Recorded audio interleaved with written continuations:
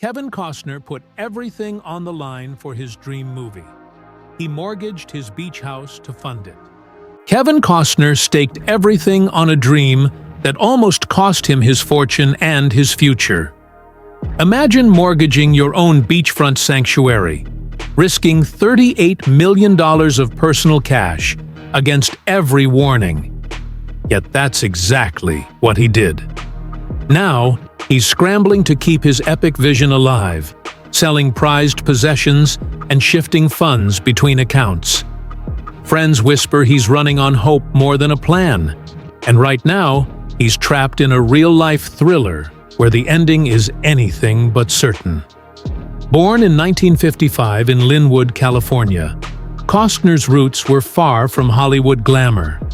His father dug ditches before turning wrenches for the local utilities, and his mother worked in welfare services. A silence hovered over the family after Kevin's middle brother died at birth, leaving only Kevin and his big brother Dan to carry on.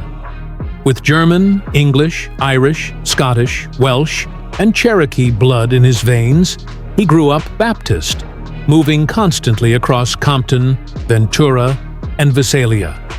Making friends was a struggle, but in that solitude, he found music, poetry, and an insatiable imagination. At 7, a screening of How the West Was Won ignited something profound in him. The vast horizons, the raw frontier called to his soul. That seed would sprout decades later in his epic filmmaking.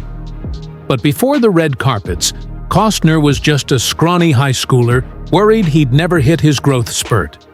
At graduation, he stood 5 feet 2 inches, only to skyrocket 11 inches to 6 feet 1 inch by his early 20s. That rare catch-up growth mirrored his later career. Long periods of obscurity and sudden leaps into the spotlight. Hold onto your seats. This is where the real story kicks in. Fresh out of high school in 1973, Costner abandoned convention and built his own canoe, retracing the Lewis and Clark expedition. He paddled wild rivers, camped under stars, and immersed himself in Bury My Heart at Wounded Knee.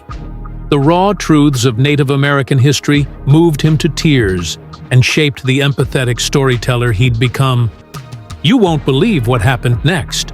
On a flight from Mexico in 1978, he found himself seated next to Richard Burton, who dispensed a 5-second prophecy that changed everything. "You have green eyes," Burton said. "You'll be fine." As they landed, Burton's limo drew alongside the bus stop where Kevin and his wife waited. "Good luck," Burton called out. That moment seared itself into Costner's mind, igniting his leap from a marketing gig to nightly acting classes and moonlighting as a truck driver, fishing boat hand, and celebrity home tour guide.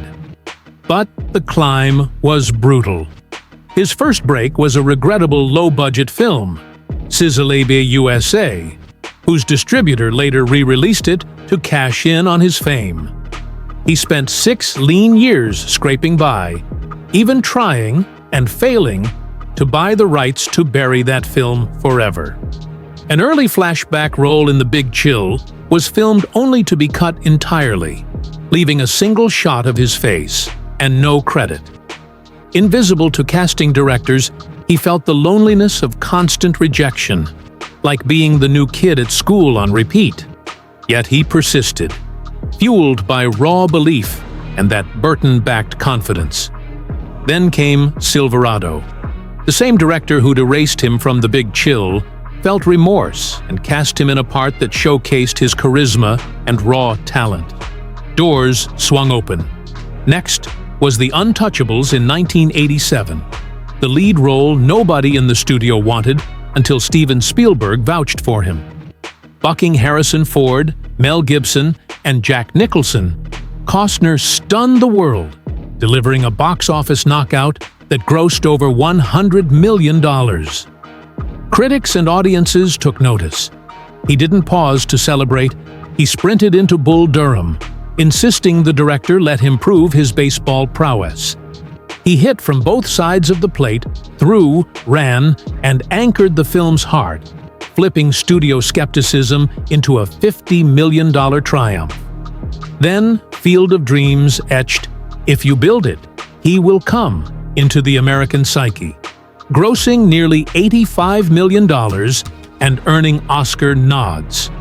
By 1990, Costner hungered for more than acting credits. Launching TIG Productions, he championed Dances with Wolves, refusing to cut its Native American language scenes or trim its budget. He poured millions of his own money in, risking financial ruin. But the gamble paid off. 7 Oscars, a $400 million return, and a forever altered Hollywood landscape. Next came The Bodyguard with Whitney Houston, another all-in bet that delivered over $400 million and the best-selling soundtrack ever. Each victory emboldened him, yet he never stopped wagering on stories only he could tell. Financially, Costner's story offers hard-earned lessons. Never bet the house without a backup plan. Diversify income streams through side ventures. Protect your assets with ironclad insurance policies. Health, liability, and production coverage can mean the difference between solvency and catastrophe. Finally, invest in your vision long before others believe in it. His early funding of Dances with Wolves exemplifies the power of conviction over consensus. These insights transcend Hollywood. They're universal strategies for building and sustaining wealth.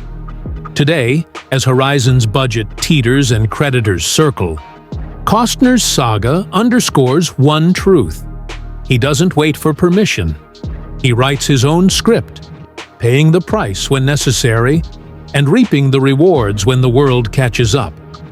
His journey from shy boy in welfare-lined churches to megastar and missionary for untold stories proves that resilience, belief, and a willingness to risk it all still matter in an industry obsessed with safe bets. So here's the question hanging over every aspiring creator. How far would you go to make your vision real? He walked the Cannes red carpet again, this time not as the golden boy of the 90s, but as the battle-hardened director, staking everything on his vision. Cameras flashed, fans screamed, and reporters fired questions. But Costner, calm and collected, smiled through it all. Horizon Chapter 2 had just dropped, and despite critics being torn, the crowd showed up. His passion project was alive. That's the twist no one saw coming. Kevin Costner, once mocked for Waterworld and The Postman, is now hailed for his tenacity. That same man who lost $80 million in a divorce and mortgaged his dream home is now projected to cross $300 million in total net worth again by 2026. His wealth dipped hard during the Horizon gamble, but insiders say new international deals and digital licensing are already closing the gap. But Costner isn't the only name making waves. Across town, Rhea Perlman made a quiet yet powerful return. While she once defined comedy royalty with her role as Carla on Cheers, today she's reclaiming attention for something far more personal: her resilience. After splitting from Danny DeVito, she didn't fade away. Instead, she pivoted to voice work, indie projects, and surprisingly lucrative real estate ventures. It's easy to miss, but Perlman has a portfolio that includes Manhattan co-ops and LA properties worth over $15 million combined. She may have stepped back from center stage, but she never stopped building. And now, with a role in an upcoming Netflix thriller and a guest appearance in the final season of The Bear, she's reminding Hollywood and fans that legends never truly disappear. Then there's George Wendt, once the heart and soul of Cheers. For years, he flew under the radar. But now, in a surprise twist, he's back on Broadway, and it's not just nostalgia. His performance is raw, emotional, and deeply human. Audiences are connecting with the same man who used to raise a beer at the bar, but now carries the weight of decades in his voice. And, behind the scenes, George quietly sold several memorabilia pieces from his Cheers days, netting over $2 million in private auctions. But that's not because he's struggling. Far from it. Wendt's net worth is steady around $25 million, buoyed by syndication royalties and theater deals. The man who once delivered punchlines is now delivering masterclasses in reinvention. Shelley Long, however, is the most haunting story of them all. Once America's sweetheart, she vanished from Hollywood's spotlight after her turbulent departure from Cheers. But now, she's finally speaking out. In a recent interview, Shelley revealed the real reason she walked away wasn't ego. It was exhaustion, mental burnout, and the weight of playing a persona that didn't match who she really was. It's a confession that stunned fans. Her candor sparked a wave of support, and offers started pouring in. She turned most down, but agreed to produce a docuseries chronicling the highs and lows of her life. Tentatively titled Shelley, The Goodbye Girl's Return. With a net worth now estimated around $7 million, largely from smart investments and residuals, Shelley may not be chasing the spotlight, but it's certainly finding her again. Each of these stars has danced with fame, endured its costs, and now re-emerges with their own version of a second act. And just when you think their stories have settled, a new chapter ignites. Costner's Horizon. Chapter 3 is already halfway through filming. Rhea Perlman's Netflix deal includes a potential spin-off. George Wendt is reportedly in talks for a Cheers reunion special. And Shelley Long? She might just narrate it. Hollywood has always loved a comeback. But this moment?